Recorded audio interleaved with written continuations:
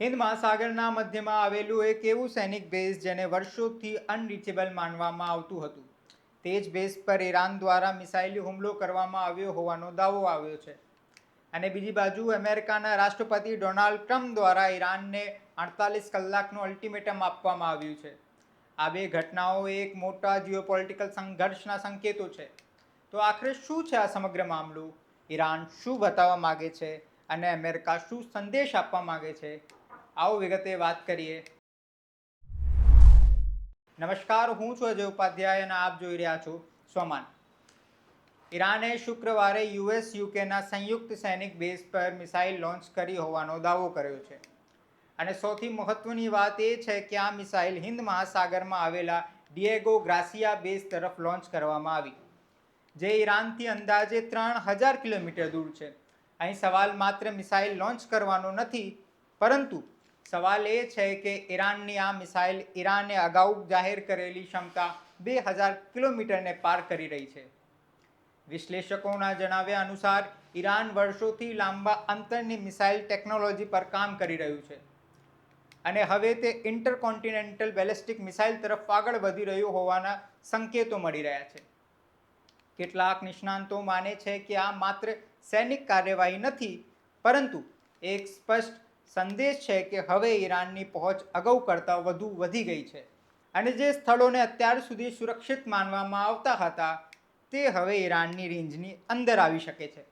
આ સમગ્ર મામલે એક વધુ મહત્વનો એંગલ સામે આવ્યો છે કે ઈરાનને ટાર્ગેટિંગ ઇન્ટેલિજન્સ માટે રશિયા અને ચીનની મદદ મળી રહી હોવાની ચર્ચાઓ આવી છે, જે આ સંઘર્ષને માત્ર મધ્ય પૂર્વ સુધી મર્યાદિત રાખતું નથી, પરંતુ તેને વૈશ્વિક શક્તિ વચ્ચે સ્પર્ધા તરફ લઈ જાય છે. હવે વાત કરીએ અમેરિકાની પ્રતિક્રિયાની, તો ડોનાલ્ડ ટ્રમ્પે ઈરાનને સ્ટ્રેટ ઓફ હોર્મોઝ ખોલવા માટે 48 કલાકનું અલ્ટિમેટમ આપ્યું છે અને ચેતવણી આપી છે કે જો ઈરાન આ સમય મર્યાદામાં હોર્મોઝ સ્ટ્રેટ ખોલશે નહીં તો અમેરિકા ઈરાનના મોટા એનર્જી ઇન્ફ્રાસ્ટ્રક્ચર ઉપર હુમલો કરી શકે છે.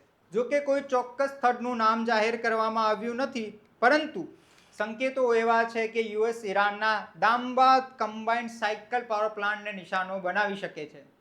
તેના જવાબમાં ઈરાને પણ કડક વલણ અપનાવ્યું છે અને સ્પષ્ટ કર્યું છે કે જો તેમના એનર્જી ઇન્ફ્રાસ્ટ્રક્ચર પર હુમલો થશે તો તેઓ પણ અમેરિકાના હિતોને નિશાન બનાવશે.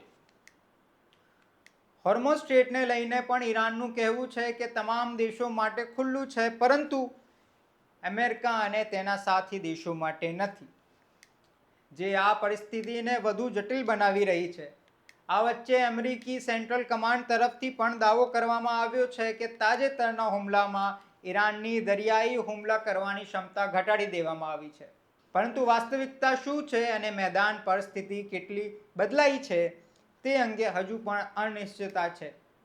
આ સમગ્ર પરિસ્થિતિ જોતા એવું લાગી રહ્યું છે કે એક તરફ અમેરિકા આ સંઘર્ષને નિયંત્રિત કરવા અને શક્ય તેટલું જલ્દી સમાપ્ત કરવા માંગે છે, તો બીજી તરફ ઈરાન પોતાની શક્તિ અને પ્રભાવ વિસ્તારવાનો પ્રયાસ કરી રહ્યો છે. હવે સૌથી મોટો સવાલ એ છે કે આ 48 કલાકના અલ્ટિમેટમ બાદ શું થશે?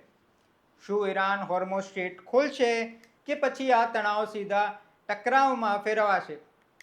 અને જો ટકરાવ વધે તો તેનો વૈશ્વિક અર્થતંત્ર અને તેલના વેપાર પર શું પ્રભાવ પડશે? આ બધા સવાલોના જવાબ સમય સાથે સામે આવશે, પરંતુ હાલ માટે એટલું ચોક્કસ છે કે આ સંઘર્ષ માત્ર બે દેશ વચ્ચે નથી, પરંતુ વિશ્વની શક્તિ સંતુલન પર અસર કરનાર ઘટના બની શકે છે. આ મામલે તમારું શું મંતવ્ય છે? અમને કમેન્ટમાં જરૂર જણાવજો અને આવા જ વિશ્લેષણાત્મક અહેવાલ માટે સ્વમાન ચેનલને સબસ્ક્રાઇબ કરવાનું ભૂલતા નહીં. નમસ્કાર.